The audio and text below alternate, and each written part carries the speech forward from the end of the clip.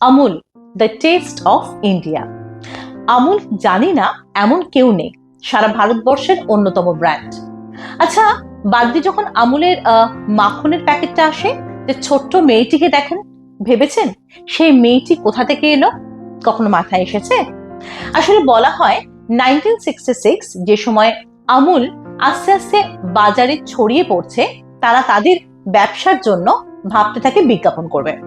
বিজ্ঞাপনের জন্য তারা সেই সময়ের বিখ্যাত বিজ্ঞাপন সংস্থা ডিকোনা কমিউনিকেশনকে দায়িত্ব দেন। ডিকোনা কমিউনিকেশনের যিনি মালিক ছিলেন সিলভেস্টার ডিকোনা, তিনি আনমনা হয়ে ভাবতে থাকেন যে কাকে মুখ করবেন।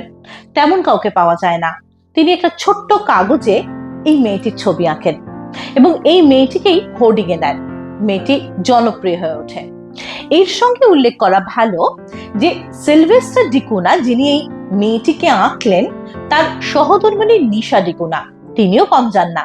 তিনি এই প্রসঙ্গে লিখলেন আটারলি বাটারলি ডিলিশিয়াস আমুল। সেই যে লিখলেন, মেয়েটিও স্থায়ী হলো, আর তার সঙ্গে আটারলি বাটারলি ডিলিশিয়াস সেটাই স্থায়ী হলো।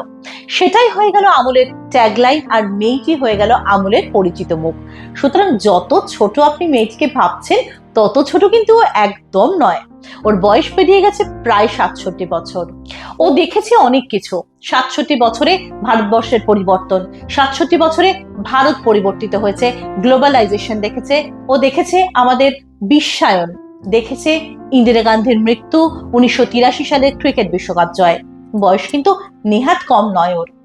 এখন সিলভেস্টার ডিকোনা অবশ্য এই এজেন্সি চালান না, রাহুল ডিকোনা এই এজেন্সি চালান। এবং এখনো দেখবেন সমস্ত সংবাদপত্রে তেমন কোনো ঘটনা হলে রাহুল এবং তার টিম সেই ঘটনার সঙ্গে সামঞ্জস্য রেখে এই মেয়েটিকে বিজ্ঞাপনে দেন। এইভাবেই এই মেয়েটি আমাদের জীবনে জড়িয়ে রয়েছে বিগত 6 দশক ধরে। আজকের গল্প এ পর্যন্তই।